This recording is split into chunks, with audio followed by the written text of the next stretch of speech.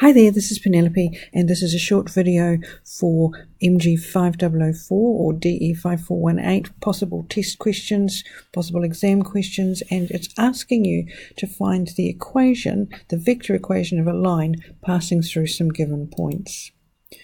So here we are, we have the position vectors, the vectors of the points. So first up we need to find B minus A, so that's 2, 1, negative 4, minus 5, negative 2, 3, negative 3, 3, and 7.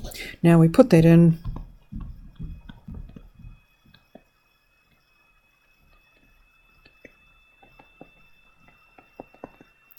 into R is equal to A plus some constant T. And so R is going to be equal to 5, negative 2, 3, plus T times negative 3, 3, and 7. And you can leave it like that if that's what the question wants.